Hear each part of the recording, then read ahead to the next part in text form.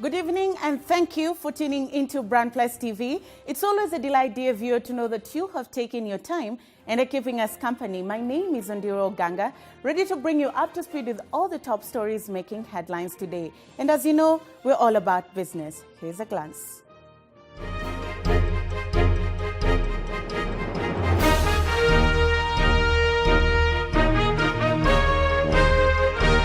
Second Annual Infrastructure Communication Technology 2018, stakeholders meet to deliberate on ways to harness ICT's capacity in development. Fourth Regional Credit Information Conference 2018, industry stakeholders meet to deliberate on how financial technology can enhance information sharing. Safe Border enters Kenyan market. What next for your local border?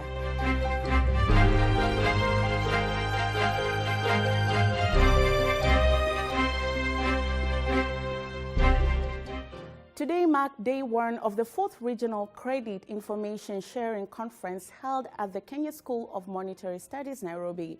Center stage to day one's panel discussion was the strategic solutions to emerging issues in the African credit market and unique challenges facing the African fintech industry.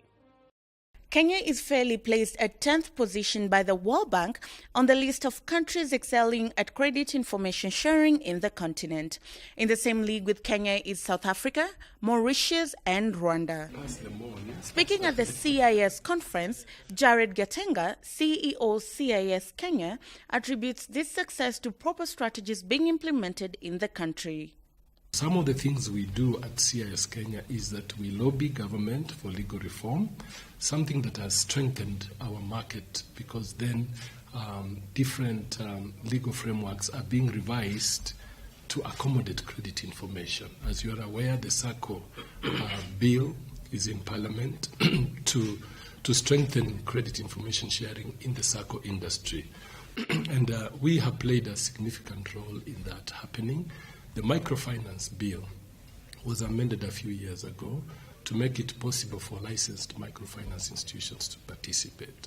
Fintech industry has been rapidly growing in the continent, with financial models across Africa embracing technology in their day-to-day operations. However, poor sharing of data or lack thereof is stunting the growth of the industry. Rafe Mather, Consumer Protection and Competition Policy Specialist, says while it is important to share data, what is needed is policies and products that will democratize data in Africa to improve competition and address market concentration in sectors like digital financial services. First, we need a data privacy law, and it's encouraging to see markets like Kenya and Uganda developing new data privacy laws that hopefully will get passed soon. Second, we need broader coverage of the financial sector. Things like the Financial Market Conduct Authority that's been proposed in Kenya would go a long way so all lenders compete from the same set of rulebooks. And then finally, we need to update credit reporting rules to include new types of data and new types of lenders. We shouldn't just make the banks be the ones that have to share their good borrowers. Everyone else should have to share it, from banks on down to SACCOs to fintechs to whoever else is lending. All Kenyans deserve equal treatment and rights over their data. Kenya is deemed as the Silicon Savannah of Africa and has been leading other African countries towards enjoying the benefits that come with fintech. However, with those benefits come challenges, and top of that list is fraud. According to CGAP, 1 of 4 Kenyans has utilized digital credit. To these people, M-Shwari has lent over 230 billion Kenya shillings since its inception in 2012. This number sets stage for fraudulent people and organizations to try and defraud digital credit consumers. Experts say it is important to analyze the fraud risk lenders face and come up with mitigation mechanisms available in the prevailing regional lending sphere. It's important for us to determine what a digital identity is, right? Separate from your legal identity, which is probably your ID number, your passport, etc. whether the digital identity then is used to identify you within the digital space, and it's what then enables you to conduct transactions on a digital platform. I think that then will enable us to move to that environment where we are more safe and secure about the people that we are transacting with, and we can really think about getting into more contracts. So for example, right now you can't transact more than a certain amount on M-Pesa. Why? Because we are not really sure of the person, right? So if we were able to connect that, right, and be very sure that this is the person that I'm transacting with, and this is I verified this identity, what will happen is that the amounts of those transactions will increase dramatically, right? From your, say, 140, 150,000 to 1 million to even more that you could transact, and that can then unlock a lot more value in the digital space. With the theme of the conference this year being Systemization of FinTech Disruption in Africa, relevant stakeholders hope by the end of day 3 of the conference, they would have come up with proper strategies to help achieve the set objective. Now, onto the transport industry. The challenge faced by the public transit system in the country has over the years seen a sharp rise in private car ownership. This in itself has created another hiccup in the form of traffic snarl-ups. This in turn has opened up the public motorcycle transport system, famously known as Boda Boda, which is deemed as more convenient. In the wake of increased popularity, a regional player in the sector, the Ugandan-based motorbike hailing service Safe Boda, launched in Nairobi as it moves to tap into the rich Kenyan market. Our reporter Daisy Ombo sought to find out what this means for the traditional Boda Boda model, and here is the report. Safe Boda enters the market at a time that the Boda Boda riders are facing tough regulations as the county government seeks to maintain law and order in a bid to restrict Boda Boda movements in the CBD, as it gazettes new drop-off points for motorcycle taxis. These regulations come into force at a time that the majorly unregulated industry has seen several vices that are linked to the mode of transport. Key among these include accidents by untrained drivers and carelessness, preferred getaway vehicle for criminals, as well as extortion of riders by high fares. The service seeks to address these issues, key among them being fare. The service will see customers pay a minimum fee of 30 shillings per trip, while those for longer journeys will be required to pay 30 shillings per kilometer and 1 shilling per minute. The service also promises to ensure you ride with a trained rider, as well as providing avenues for accountability. Given that this is not the only Boda Boda hailing service in the country, it is interesting to watch how the war for customers shapes up, first with the already existing service providers, and secondly, the traditional Boda Bodas who are also forming associations in an effort to keep up with the changing dynamics of the industry. The Safaricom-owned M-Pesa has won not only recognition but also accolades all over the world. But this is not only the innovation that has singled us out as a technological giant and earned us a place in human history. Our reporter John Karari attended the second Infrastructure Communication Technology Africa 2018 conference that was held in Nairobi and filed the following report on how economies can leverage ICT to attain development. Take a look. Manufacturing, universal healthcare, food security and affordable housing are the pillars to the Big Four agenda by the government. On the universal healthcare goal, the government has set out an ambitious plan to have the entire population covered by 2021, when it is estimated that the country's population will stand at 50.1 million. With such an ambitious plan, all avenues must be explored, and ICT is one of the key tools whose untapped potential can help meet this goal. ICT plays a very key role, very important role in universal healthcare coverage. One of it is population segmentation.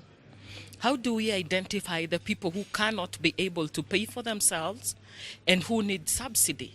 How do we identify the informal sector who actually do not have mandatory insurance? And how do we ensure that all these people are able to pay? Then it's also important to be able to get a lot of utilization data, real time.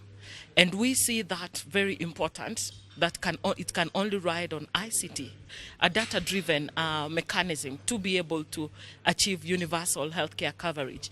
Because we believe that it's not only about the demand side, about who pays for healthcare, but it's about the quality of care being attained at these facilities when members actually go to get the services. Though the Kenya ICT sector has grown in leaps and bounds, it is not all rosy as the data security continues to throw a curveball to the industry players. Mr. Vincent Koech, the ICT system administrator at the Kenya Education Management Institute, highlighted the legal framework the sector has to work in even as the 2018 cybercrime bill is being challenged at the court of law. The government has done a lot when it comes to deployment of the infrastructure. We have seen a lot of work going on information security. There is the aspect of digital content going to primary schools.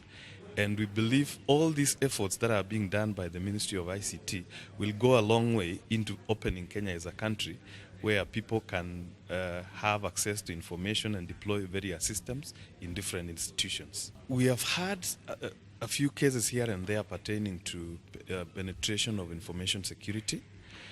There's 3 steps that has been taken in the recent past. Formation of the National Security Steering Committee, which looks at all the information security cases that have been coming in the recent past and how we can provide solutions for them.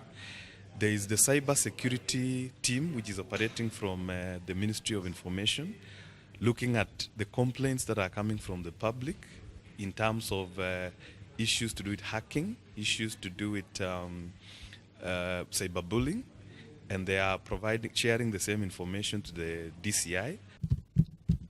Kenya has experienced infrastructural, communication and technological advancement over the years with a set short and long-term socio-economic agenda like the Big Four and Vision 2030. For them to be realized, there is more need on investment in the ICT as this sector will give a roadmap for the future. Reporting for Brand Plus TV, I am Karari John Wambugu. Now let's shift gears and take a look at the day's market performance, and here is a summary.